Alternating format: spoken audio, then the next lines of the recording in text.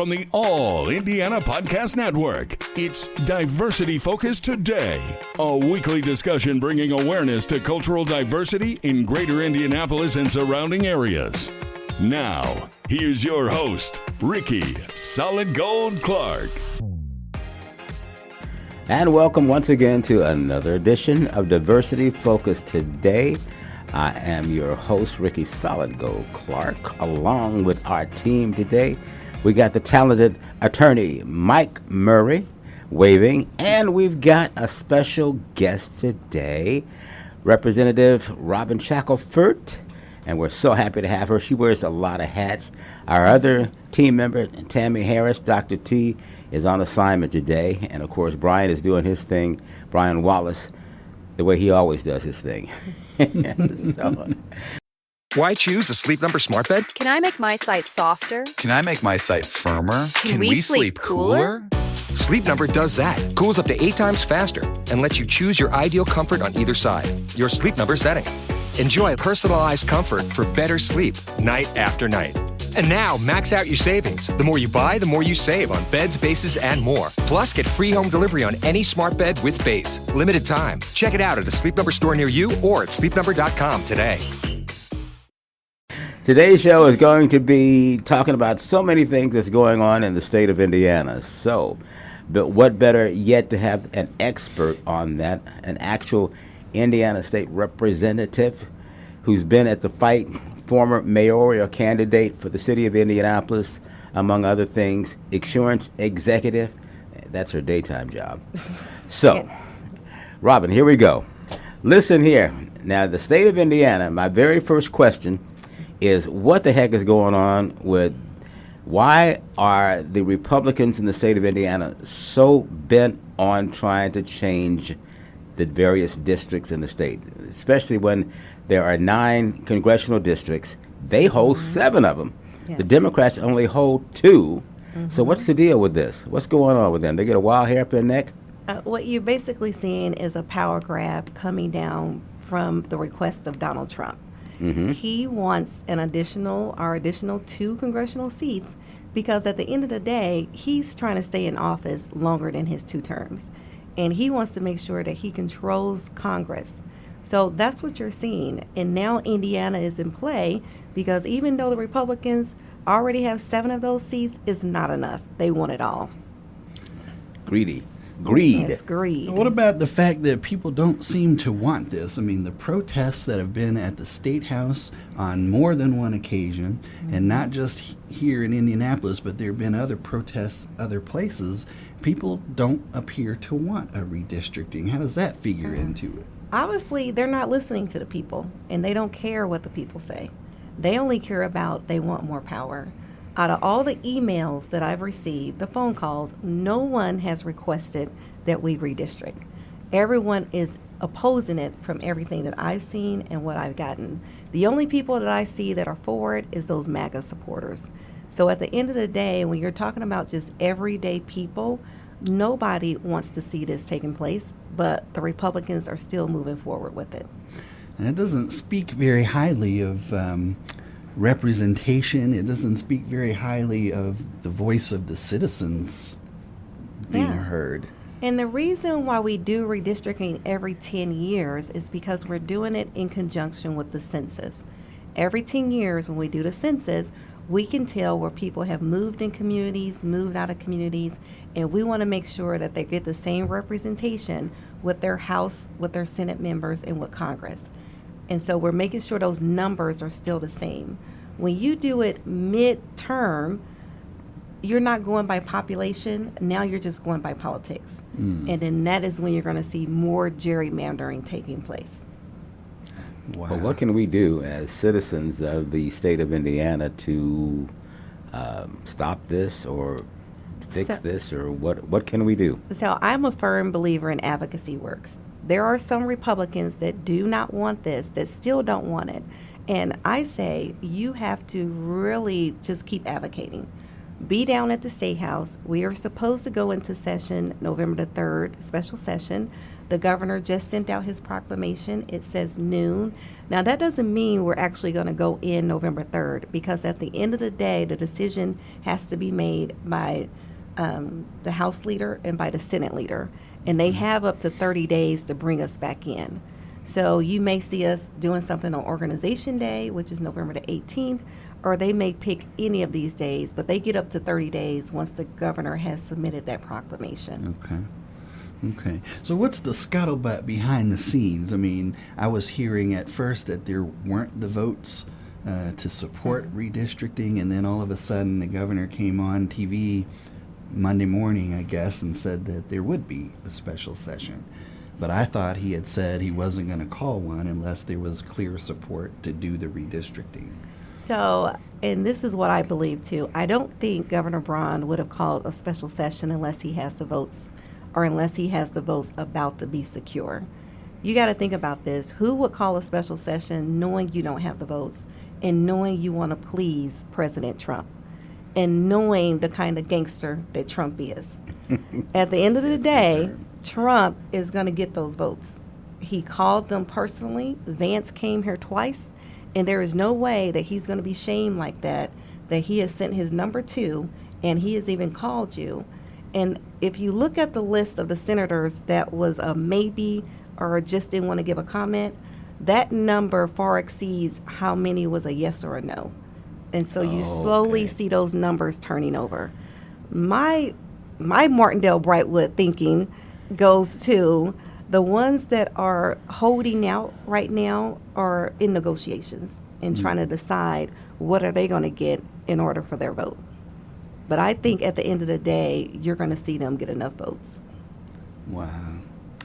So now, them getting the votes to proceed with this, the voters still have an opportunity next year, 2026, to vote on it, or vote those that have agreed to this, the senators and the House of Representative folks.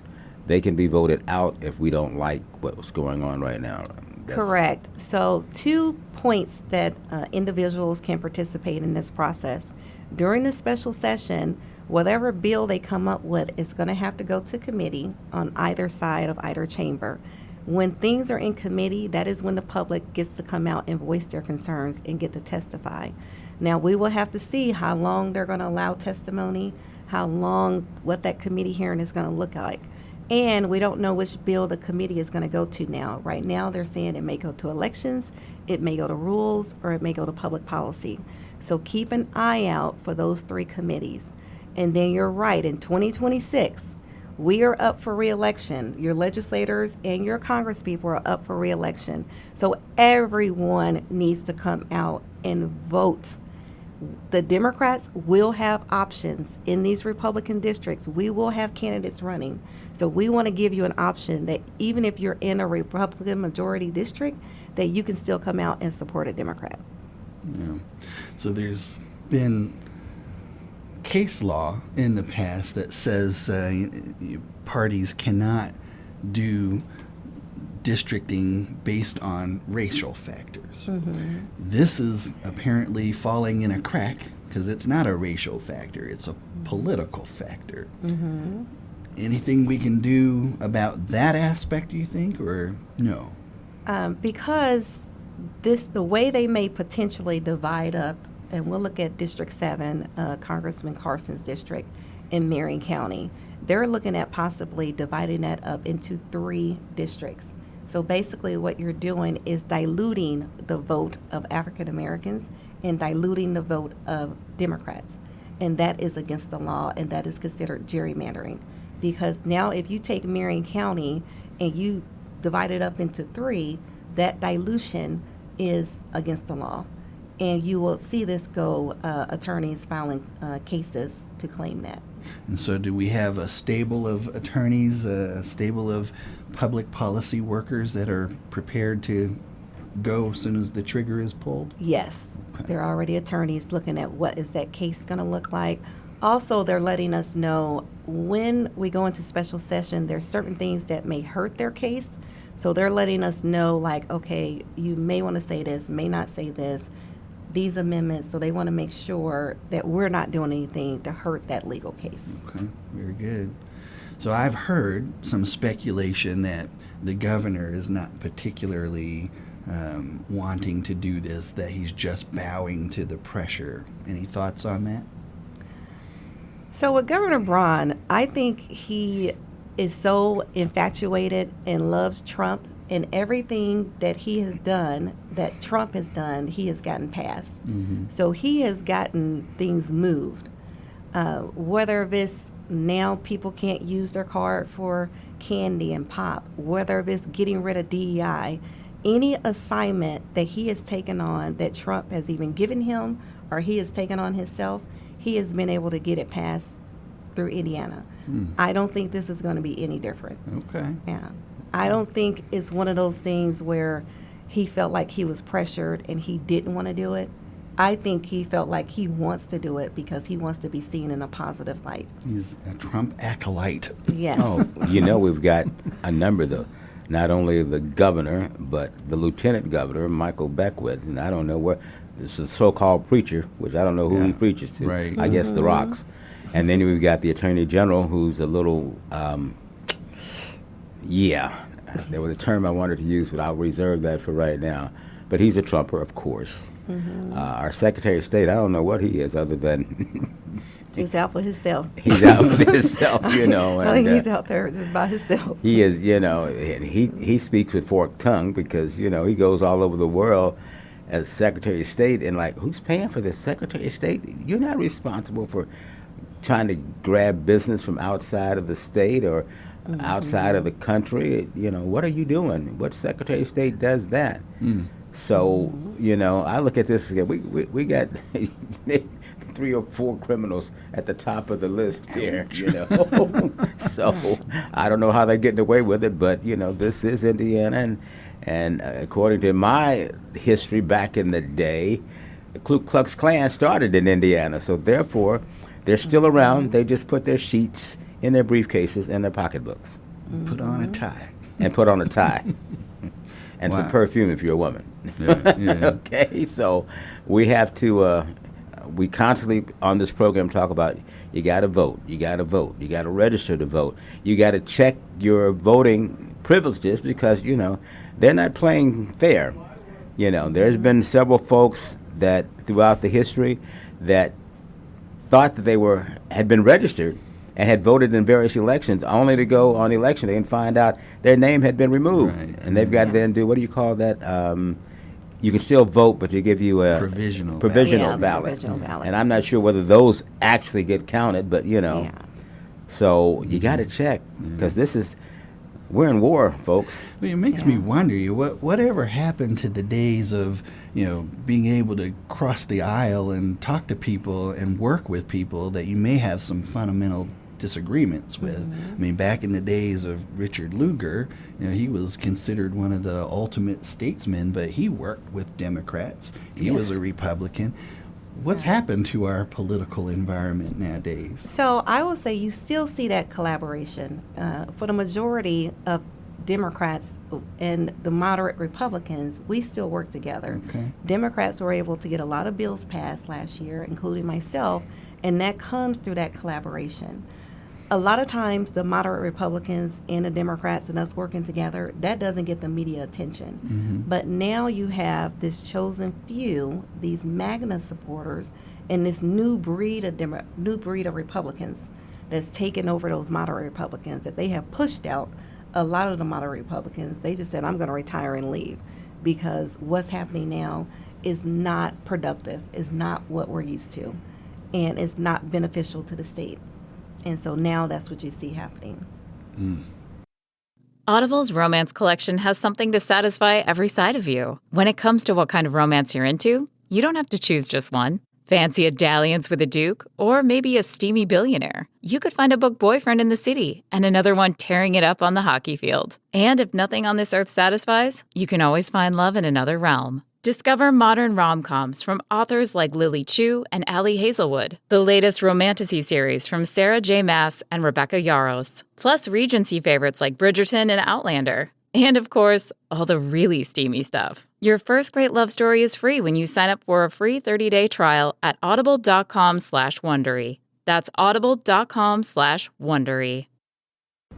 Well, my question once again, can we do, John Q. Citizen, to offset this? I mean, do we need to brush off our suits and dresses and try to run for something? Or do we need to, like you said, show up or email or call? Or what can we do to let them know, hey, we're still out here and we do not like what you are doing to us? So I will say the main thing is start making calls. And I'm going to give the numbers because you need to call the governor's office and the Republican leadership, because they need to know that people are upset about this and they do not want those votes to go through. So Governor Mike Braun, his number is 317-232-4567. I'm going to ask you to repeat that again anyway. So Yes. 317. 317-232-4567. 4567. That's for Governor Braun. Governor Braun. Then you want to call Speaker Todd Houston. He is over the House. And that's Speaker Todd Houston. And his number is 317-232-9677. And that's 317-232-9677. And then you want to call President Roderick Bray, who's over the Senate. Roderick Bray. And his number is 317-232-9400. And the people that's answering these phones, they're going to take messages, but then they're going to make sure those messages get to their offices. So definitely start your calls immediately, and you can also email them. I don't have their email addresses here. Oh, yes, I do. For Speaker Houston, it's H37. H37. So that's his House district at IGA. GA. .in. .gov.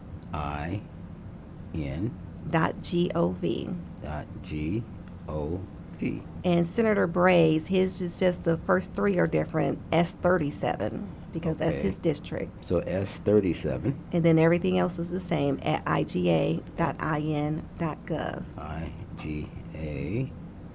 Gov. And then for the governor, they have a form that you complete, and you'll see that at in.gov/gov. So www.in.gov/gov. Oh, no dot after gov? Just a slash? No, a slash. Slash. And then GOV. Say that again, because we're slow. So www.in.gov/gov. Yep. Okay. GOV. Okay. But here's the thing that gets me. I saw the governor on the news broadcast. I think it was Monday, shortly after he announced the special session. Mm-hmm. And the reporter asked him, what about the citizens who are protesting? And his response was, don't hold me to a verbatim quote here, but his response was along the lines of, well, people have the right to their opinion. So what I felt from that response was, you have a right to your opinion, but it doesn't matter to me. Correct. Mm-hmm. That's what it sounds like. So what are we going to do? I mean, we're going to send our forms, send our emails, but they're just going to go ahead and do what they want to do anyway. So I will say this, sometimes, and if you have some of those senators that are borderline, and if they get enough pressure, from the right people, they may say a no or undecided. Mm-hmm. You have to think about this. These are regular, everyday people. Mm-hmm. And if you're not in their face and really like slamming them and giving them a lot of pushback, then it's going to be easier for them to say yes. Okay. But Okay. if you got a chairman or you have a legislator and you are just banging their phone, they get a whole stack of messages from you. Because I've seen it happen when you have a chair to say they're not going to hear a bill. They've been adamant they're not going to hear a bill. This happened in the Health Committee. Representative Porter had a bill that was going to help out the health department. The chair at that time said they weren't hearing it. somehow the bill indirectly was going to affect cats, feral cats. So our emails are connected to our phone. So when you send it to this little H and to the S, if you send me something at H98, it goes directly to my phone. Mm-hmm. And Todd may have his directly to his phone. That means your phone is beeping constantly. Oh, good. Over the weekend, because of that bill, we received over 700 emails. And you got to think about that's 700 dings coming through her phone 700 times that she's trying to turn her phone off, and she's constantly getting dings. It makes a difference. Because she got so much, she was like, okay, Robin, I'm going to go ahead and just hear the bill because I at least need to hear what they got to say. So it makes a difference. You can't just say, well, whatever we do is not going to affect it at the end of the day, because at the end of the day, it may affect somebody's decision. And you got to think about these are just regular, everyday people. So don't feel hopeless. Correct. Just act. Act. Yeah. So What you're telling us. Act. if we call these numbers, so that's gonna ding constantly, right? Because I know how it is, especially now this season with all these insurance companies and Right. folks calling you. It gets quite annoying. Now, these numbers are going to go to their office. Okay, so the that phone means, numbers. yeah, and that means their staff is going to constantly be taking messages. Okay. Right, that. The emails, emails. if they have the emails connected to their phone, like mine is, Mm-hmm. then that's going to ding every time an email comes through. They're going to get Okay. a notification. So we need to do the emails and the phone. Let's do Yes. it all, especially, a lot of folks that might be at home, retirees. If you ain't got nothing to do, hey, pick up the There you phone, go. call, go to your Yeah. email, and just go for it. Make it your hobby this Yeah, week. exactly. And you Give got to them think about it. This is public record. So at the end of this, if all those emails go through and a media outlet wanted to say, okay, how many emails did you receive? We count everything. But you can ask for all those emails. And Ooh, then we you can? can say, before election, you can say, okay, I see he received 10,000 emails, no, and 1,000, yes. So you got to start thinking about strategically what is out there, what's available, and you got to continue the advocacy, because even if you don't win at this juncture, Yeah. you still got elections in 2026. Right. So we as a media outlet and as a media show, we can do that, right? We You can can ask. put in a public request Yeah. and say you want to see Oh, yeah, the how public many request. emails that you received in opposition and Okay. how many emails and phone calls did you get for redistricting. And it doesn't take a media outlet to do it. Anybody can Anybody make can a do it. public Citizen, information Yes. request. Because this show,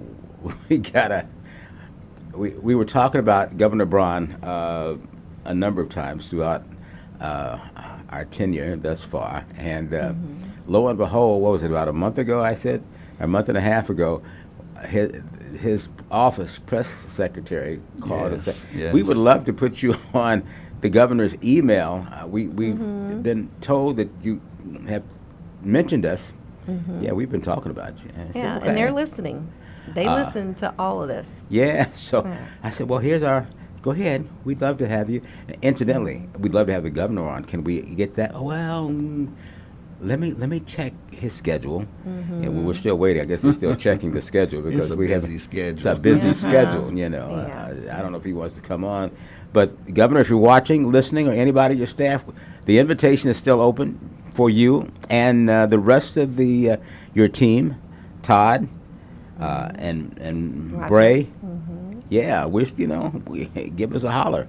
We'd love to have you come and talk to us and tell your constituents what you're doing Right. and what you're not doing. Right. Yeah. You know, I could take people whose politics or positions or views differ from mine. People don't, everybody doesn't have to agree with me in order for me to respect them and appreciate them. But I'm having a real hard time with this because it feels like the message that's being conveyed is we are going to be more responsive to this dude in Washington, D.C. and do what he wants rather than listen to what the people in our own backyards want Correct. and feel. And there's this old saying in politics that all politics is local.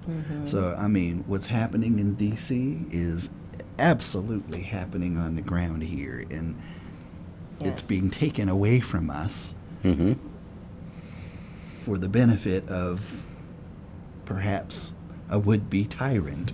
A tyrant who wants to be a king, who wants to be a monarch, who wants to be whatever he wants to be. And certainly, and he wants to stay in office forever and a day. You know. Why aren't people more concerned about this? Why aren't people worried about this? I mean, that is not the America that I put on the uniform for. I think some people really don't understand the impact. It gets very complicated. I think they don't understand, even in District 7, what that means to minorities. We only got one African American representing us at Congress, and that is Andre Carson. As many African Americans as we have in Indianapolis, which is over 50%. So we are over half of the population, and we're going to lose our one and only African American representation. That means that every African American should be sending in an email, should be calling, because now you're taking away my one voice that I have in DC that makes sure that they're representing my community, that makes sure some of those fellow dollars are coming back to my community. And you're about to take away that one voice that we have. And I don't think people really understood, or they're understanding. That's why we put out the maps. That's why we put out the education, so they can see how they're going to divide up these districts. Not only in Marion County, but in Lake County, where we have the second largest African American population. So definitely, if it's not the African Americans, then it also needs to be everyone else, because it comes down to a question of democracy, it comes down to a question of freedom, and it comes down to a question of everyone's voice being muted while they're paying attention to one voice in D.C. Yeah, fundamental fairness, this is what the American values embrace. Fundamental fairness, equality, equal representation, and that does not seem to be where we are headed in America 2025. Correct. Yeah, and it's we say African Americans, but it should be everybody. Certainly, the brown folks, our Hispanic brothers and sisters, are going through all this, and women. I mean, women are part of the group of diverse situations. So it doesn't matter black, white, Asian. Come on, we need to do this, and we're going to ask Nate to put all this on the screen for those of you that didn't get it when Robin was giving you the number. And Robin, we want you to give the email and the phone number once again. We've got like about 3 minutes to go, 2 minutes to go. So if you can give that to us verbally, and we'll have ask Nate to put it on the screen so people can write it down and start calling and emailing and that sort of thing. Okay, yes. Governor Mike Braun, his number is 317-232-4567.